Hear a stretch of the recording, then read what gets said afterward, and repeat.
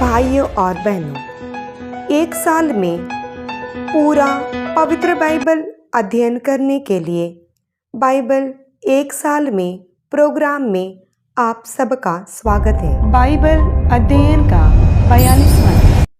आज हम निर्गमन ग्रंथ अध्याय 24, लेवी ग्रंथ अध्याय 17 और 18 और स्तोत्र ग्रंथ अध्याय 78 पढ़ रहे हैं। यदि आप इस श्रवण मंच की सदस्यता लेते हैं तो आप बिना किसी रुकावट के इस वचन में भाग ले सकते हैं। हम निश्चित रूप से आपके लिए प्रार्थना करते रहेंगे। जब हम वचन पढ़ते हैं तो वचन हमसे बात करता है। तो आइए हम वचन पढ़ना शुरू करते हैं। निर्गमन ग्रंथ अध्याय 24। मूसा को आज्ञा मिली थी कि हारून, नादाब, अबीहू और इस्राएलियों के बीच में 70 नेताओं को साथ लेकर प्रभु के निकट ऊपर आ जाओ। तुम सब दूर से ही आराधना करो। केवल मूसा प्रभु के निकट आ सकेगा, दूसरे निकट नहीं आ सकते। लोग उसके साथ पर्वत पर ना चढ़े। मूसा ने सिनाई पर्वत से उतरकर प्रभु के सब वचन और आदेश लोगों को सुनाए। लोगों ने एक स्वर से इस प्रकार उत्तर दिया, प्रभु ने जो कुछ कहा है हम उसका पालन करेंगे। मूसा ने प्रभु के सब आदेश लिख दिए और दूसरे दिन भोर को उसने पर्वत के नीचे एक वेदी बनाई और इस्राएल के 12 वंशों के लिए 12 पत्थर खड़े कर दिए। उसने इस्राएली नवयुवकों को आदेश दिया कि वे होम बलि चढ़ाएं और शांति यज्ञ के लिए बछड़ों का वध करें। तब मूसा ने पशुओं का आधा रक्त पात्रों में इकट्ठा किया और आधा वेदी पर छिड़का। उसने विधान की पुस्तक ली और उसे लोगों को पढ़ सुनाया। लोगों ने उत्तर दिया, प्रभु ने जो कुछ कहा है हम उसके अनुसार चलेंगे और उसका पालन करेंगे। इस पर मूसा ने रक्त ले लिया और उसे लोगों पर छिड़कते हुए कहा, यह उस विधान का रक्त है जिसे प्रभु ने उन सब आदेशों के माध्यम से तुम लोगों के लिए निर्धारित किया है। इसके बाद मूसा और हारून, नादाब और अबीहू तथा इस्राएलियों के 70 नेता ऊपर आ गए और उन्होंने इस्राएलियों के ईश्वर के दर्शन किए। उसके चरणों के नीचे नीलमणि जैसा फर्श था जो आकाश की तरह स्वच्छ था। उसने इस्राएली नेताओं को कुछ हानि नहीं पहुंचाई। उन्होंने ईश्वर के दर्शन किए। इसके बाद उन्होंने खाया और पिया। प्रभु ने मूसा से कहा, मेरे पास पर्वत पर चढ़ो और वहां प्रतीक्षा करो। मैं तुम्हें पत्थर की पाटियां दूंगा जिन पर लोगों को शिक्षा देने के लिए मैंने विधि और आज्ञाएं अंकित की हैं। तब मूसा अपने सेवक योशुआ के साथ चलकर ईश्वरीय पर्वत पर गया। उसने नेताओं से कहा, जब तक हम तुम्हारे पास ना आए तुम यहाँ हमारी प्रतीक्षा करो। हारून और हूर तुम्हारे साथ हैं। यदि कोई झगड़ा पैदा हो तो उनके पास जाओ। जब मूसा पहाड़ पर ऊपर चढ़ गया तब बादल ने पर्वत को ढक लिया। प्रभु की महिमा सिनाई पर्वत पर उतरी। बादल 4 दिनों तक उसे ढके रहा।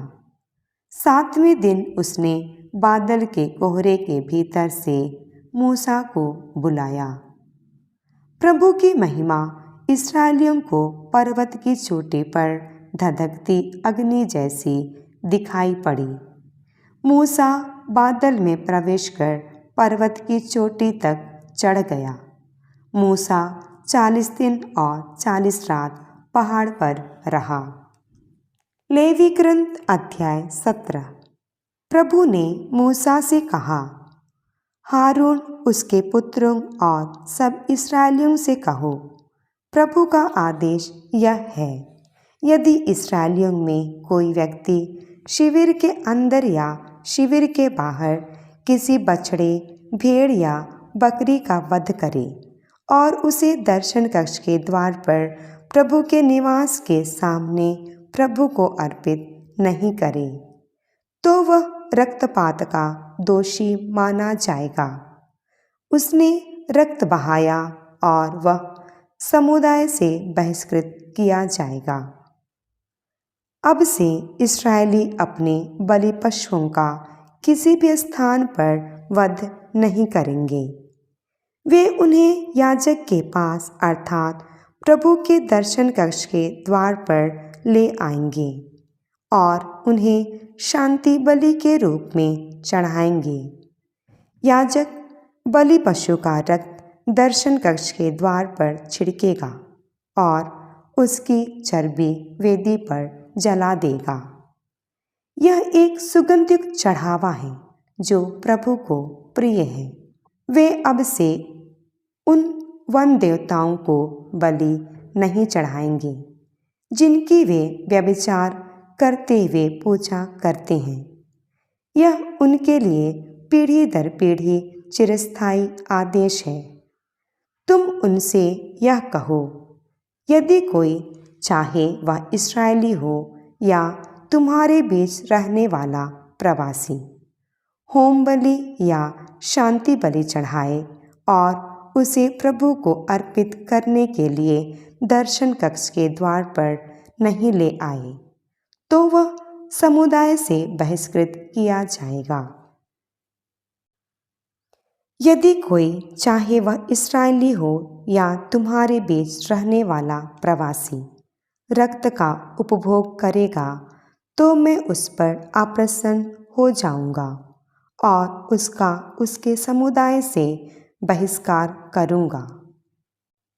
क्योंकि रक्त में ही किसी प्राणी की जीवन शक्ति है, मैंने उसे तुम्हें केवल इसलिए दे दिया कि तुम उससे वेदी पर अपने लिए प्रायश्चित करो, क्योंकि रक्त से इस कारण प्रायश्चित किया जाता है कि उसमें जीवन शक्ति है।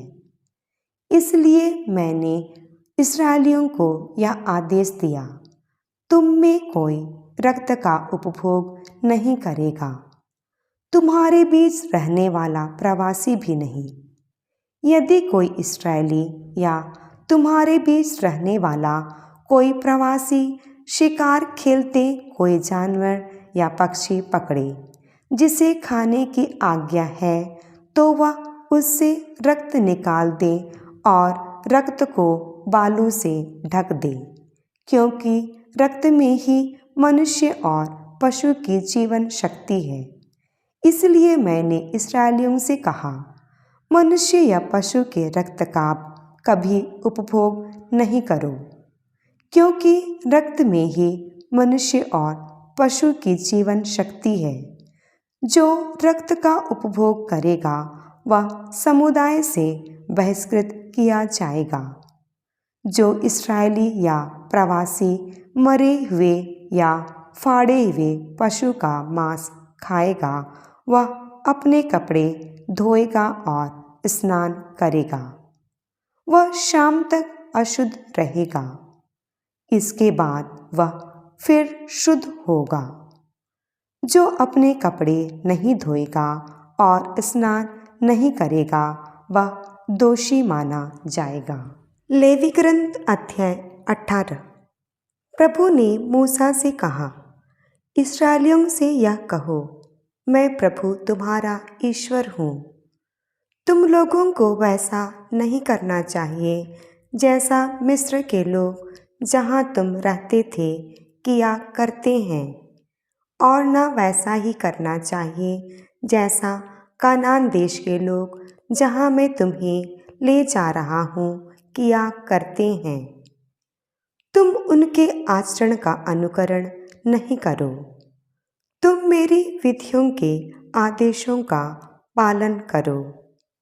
मैं प्रभु तुम्हारा ईश्वर हूँ। तुम मेरे ही आदेशों और विधियों का पालन करते रहो। जो उनका पालन करेगा उसको उनके द्वारा जीवन प्राप्त होगा। मैं प्रभु हूँ। तुम में कोई अपनी निकट कुटुंबिनी के पास जाकर उसका शीलभंग नहीं करेगा। मैं प्रभु हूँ। तुम अपनी माता का शीलभंग कर अपने पिता का अनादर नहीं करोगे। वह तुम्हारी माता है, इसलिए तुम उसका शीलभंग नहीं करोगे। तुम अपने पिता की दूसरी पत्नी का शीलभंग कर अपने पिता का अनादर नहीं करोगे। तुम अपने पिता या अपनी माता की पुत्री, अपनी बहन का शीलभंग नहीं करोगे, चाहे वह एक ही घर में या दूसरी जगह पैदा हुई हो। तुम अपनी पोती या नातिन का शीलभंग कर अपना अनादर नहीं करोगे। तुम अपने पिता की किसी पत्नी से उत्पन्न उसकी अपनी पुत्री का शीलभंग नहीं करोगे, वह तुम्हारी बहन है। तुम अपने पिता की बहन का शीलभंग नहीं करोगे, वह तुम्हारे पिता की निकट कुटुंबिनी है। तुम अपनी माता की बहन का शीलभंग नहीं करोगे, वह तुम्हारी माता की निकट कुटुंबिनी है। तुम अपने पिता के भाई की पत्नी का शीलभंग कर अपने चाचा का अनादर नहीं करोगे, वह तुम्हारी चाची है। तुम अपने पुत्रवधू का शीलभंग नहीं करोगे, वह तुम्हारे पुत्र की पत्नी है, इसलिए तुम उसका शीलभंग नहीं करोगे। तुम अपने भाई की पत्नी का शीलभंग कर अपने भाई का अनादर नहीं करोगे। तुम किसी स्त्री और उसकी पुत्री का शीलभंग नहीं करोगे। तुम उसकी पोती या नतीनी का शीलभंग नहीं करोगे। ये उसके निकट कुटुंबिनियाँ हैं। यह व्यभिचार है। तुम अपनी पत्नी की बहन से विवाह नहीं करोगे, क्योंकि एक के जीते दूसरी के साथ प्रसंग करने से ईर्ष्या उत्पन्न होती है। किसी स्त्री के साथ उसके मासिक धर्म के समय प्रसंग मत करो, वह अशुद्ध है। तुम अपने पड़ोसी की पत्नी के साथ प्रसंग नहीं करोगे, इससे तुम दूषित हो जाओगे। तुम अपनी कोई संतान मोलेक देवता को नहीं चढ़ाओगे, इससे तुम अपने ईश्वर का नाम अपवित्र करोगे। मैं प्रभु हूँ। तुम स्त्री की तरह किसी पुरुष के साथ प्रसंग नहीं करोगे, यह घृणित है। तुम पशुगमन द्वारा अपने को दूषित नहीं करोगे। कोई स्त्री किसी पशु के साथ प्रसंग नहीं करेगी, यह घृणित है। तुम इन सब कामों द्वारा अपने को दूषित नहीं करोगे, क्योंकि जिन राष्ट्रों को मैं तुम लोगों के सामने निकाल दूंगा, उन्होंने इसी प्रकार अपने को दूषित किया है। इस कारण वह देश दूषित हो गया है। मैंने उसे उसके कुकर्मों का दंड दिया और उस देश ने अपने निवासियों को बाहर निकाल दिया। तुम मेरे आदेशों और विधियों का पालन करोगे और ऐसे कुकर्म नहीं करोगे, ना तो इस्राएली और ना तुम्हारे बीच रहने वाला प्रवासी। तुमसे पहले उस देश के रहने वालों ने ऐसे कुकर्म किए और वह देश दूषित हो गया है। सावधान रहो, उस देश को फिर दूषित मत करो, नहीं तो वह तुमको बाहर निकाल देगा, जैसा कि उसने तुम्हारे पहले के लोगों के साथ किया। जो इस प्रकार के कुकर्म करते हैं वे अपने समुदाय से बहिष्कृत किए जाएंगे। मेरे आदेशों का पालन करो और तुम पहले के कुकर्मों से दूर रहो, उनके द्वारा दूषित ना बनो। मैं प्रभु तुम्हारा ईश्वर हूँ। स्तोत्र ग्रंथ अध्याय 78। मेरी प्रजा मेरी शिक्षा पर ध्यान दो, मेरे मुख के शब्द कान लगाकर सुनो। मैं तुम लोगों को एक दृष्टांत सुनाऊंगा, मैं अतीत के रहस्य खोल दूंगा। हमने जो सुना और जाना है, हमारे पूर्वजों ने हमें जो बताया है, हम यह उनकी संतति से नहीं छिपाएंगे। हम यह आने वाली पीढ़ी को बताएंगे। प्रभु की महिमा, उसका सामर्थ्य और उसके किए हुए चमत्कार। उसने याकूब के लिए एक नियम लागू किया, उसने इस्राएल के लिए एक विधान निर्धारित किया।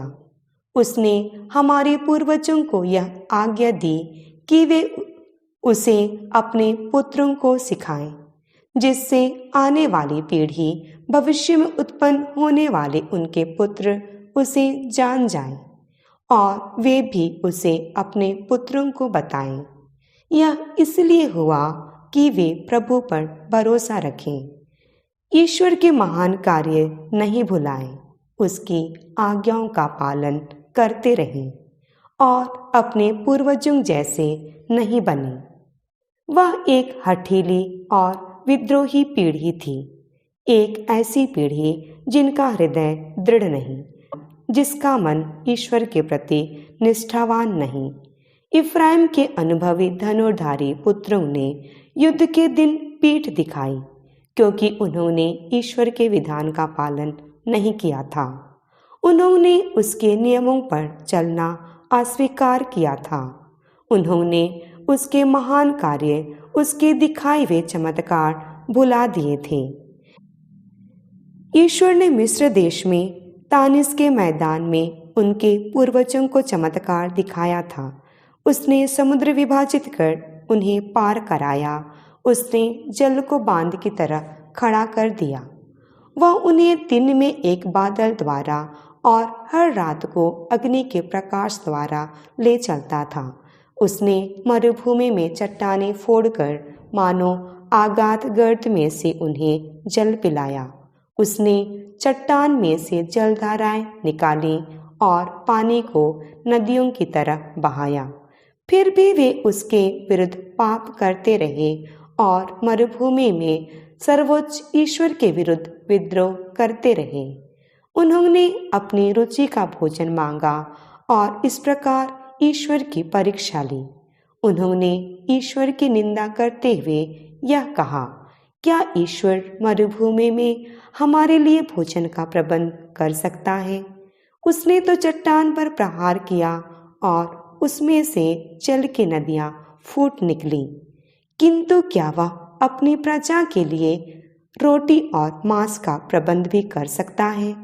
यह सुनकर प्रभु क्रुद्ध हुआ।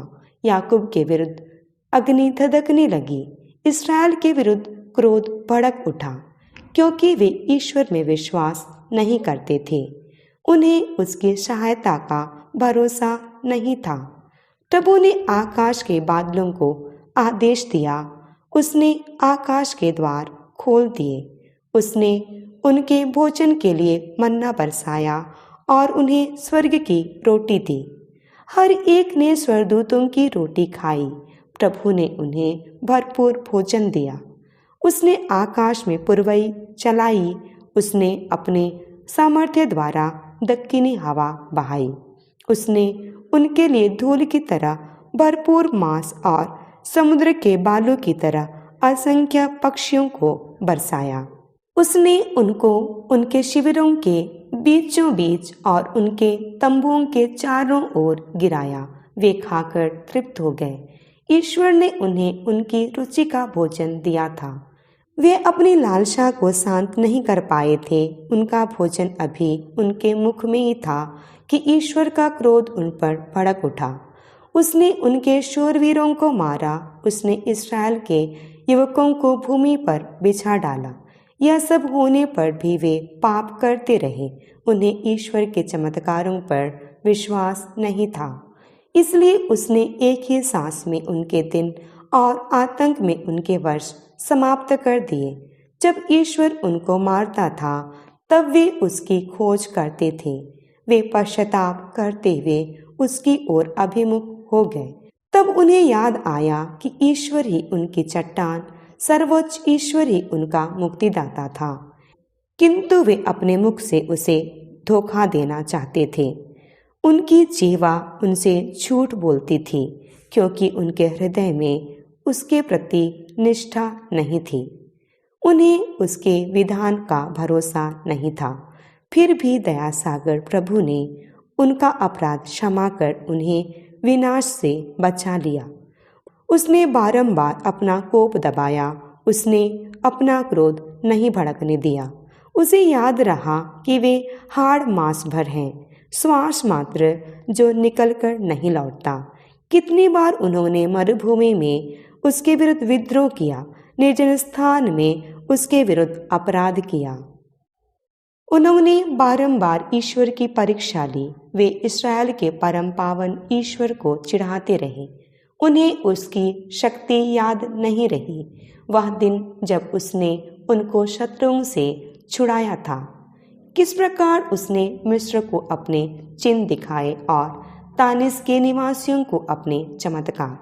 उसने वहाँ की नहरों और नदियों को रक्त में बदल दिया, जिससे वे जल ना पी सकें। उसने उन पर डांस छोड़ दिए जो उन्हें काटते थे, और उनके बीच मेंढक भेजे जो उन्हें सताते थे। उसने उनकी फसलें टिड्डियों को दे दी, उनके घोर परिश्रम का फल टिड्डियों को। उसने ओलों से उनकी दाखबारियों को नष्ट किया और पाले से उनके गूलर के पेड़ों को। उसने उनके पशुओं पर ओले बरसाए और उनकी भेड़ बकरियों पर बिजली गिराई। उसने उन पर अपना प्रचंड क्रोध भड़कने दिया, रोष, प्रकोप, संकट और विनाशकारी दूतों का दल। उसने अपने क्रोध पर अंकुश नहीं रखा। उसने उनको मृत्यु से नहीं बचाया, बल्कि महामारी से उनका जीवन समाप्त कर दिया। उसने टिड्डियों के हर पहलौठे को, जवानी की पहली संतान को हाम के तंबुओं में मारा। वह अपनी प्रजा को भेड़ों की तरह निकाल लाया और मरुभूमि में उन्हें झुंड की तरह ले चला। वह उन्हें सुरक्षित और निर्भय ले गया, जबकि समुद्र ने उनके शत्रुओं को निगल लिया। वह उन्हें अपने पवित्र देश ले चला, उस पर्वत तक जिसे उसके बाहुबल ने जिताया था। उसने उनके सामने से राष्ट्रों को मार भगाया। उसने भूमि को बांटकर उन्हें विरासत के रूप में दे दिया। उसने दूसरों के तंबुओं में इसराइल के वंशों को बसाया।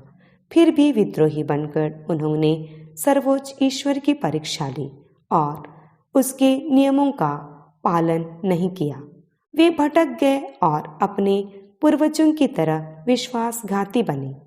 वे धोखा देने वाले धनुष की तरह मुड़ गए। उन्होंने अपने पहाड़ी पूजा स्थानों द्वारा उसे क्रोधित किया और अपनी देवमूर्तियों द्वारा उसे चिढ़ाया। यह सुनकर प्रभु क्रुद्ध हुआ और उसने इसराइल का परित्याग कर दिया। उसने सीलो में अपना निवास छोड़ दिया, अपना वह तंबू जहाँ वह मनुष्यों के बीच रहता था।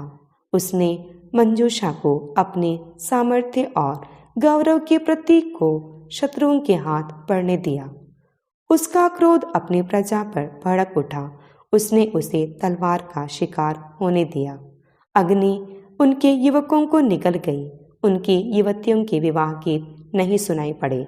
उनके याचक तलवार से मारे गए और उनकी विधवाएं शोक गीत भी नहीं गा सकी।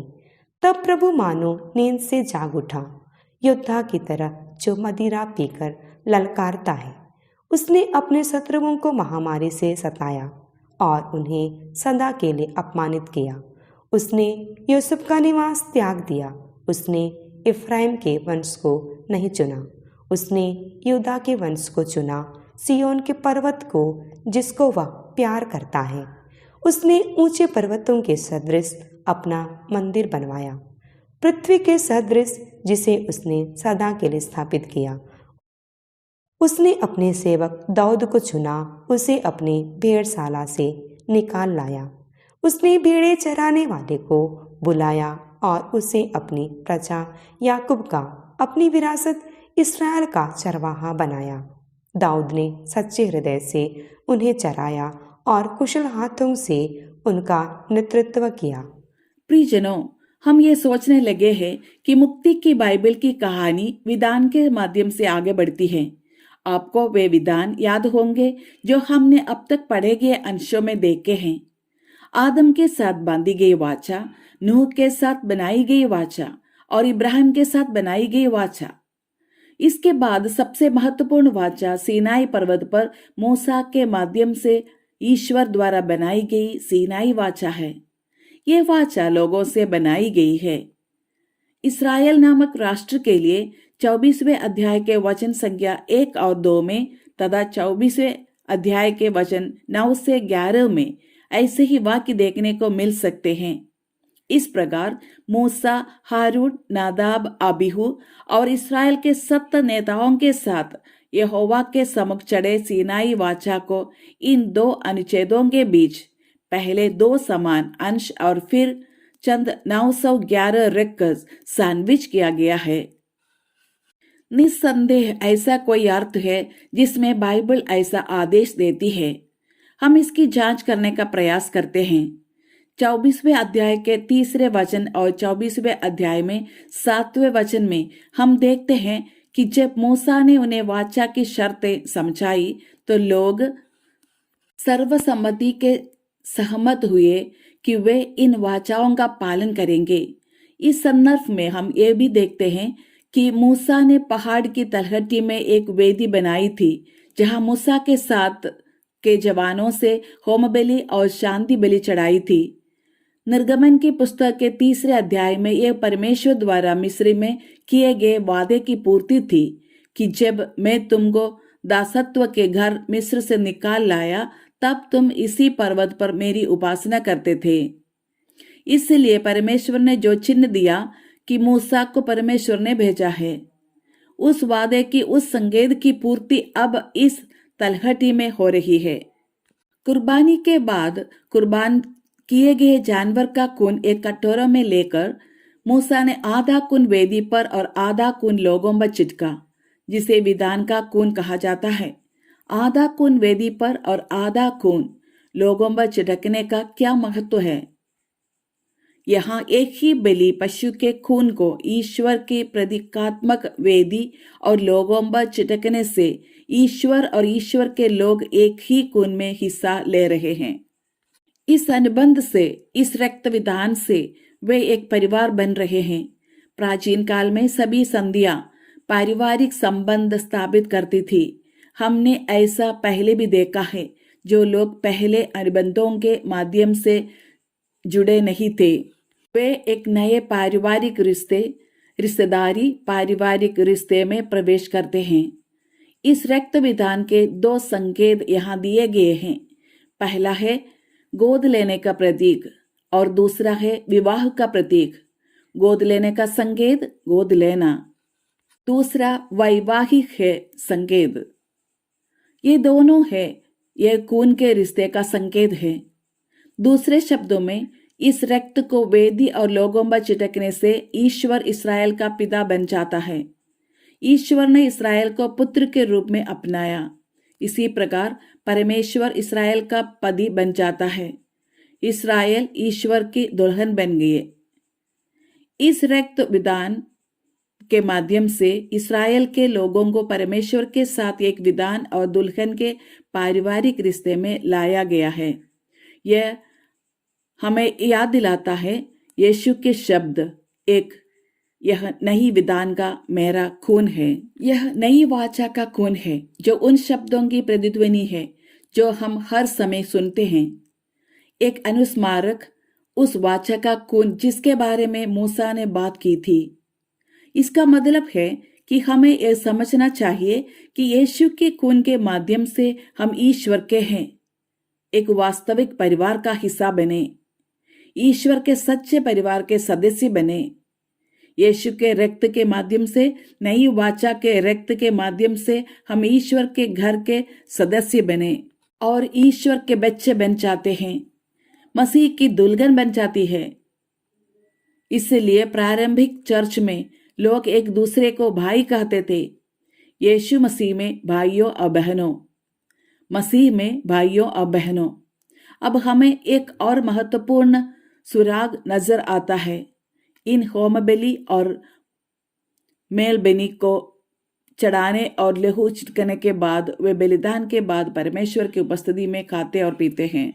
हम उस महान दया के लिए प्रभु को धन्यवाद देते हैं जिसने हमें स्वर्गीय परिवार का हिस्सा बनने में मदद की। हम जो परदेशी और प्रवासी थे, परमेश्वर के घर के सदस्य और संतों के साथ ही नागरिक बनाए गए। पिता, हम क्रूस पर मसीह के बलिदान के लिए आपकी महिमा करते हैं।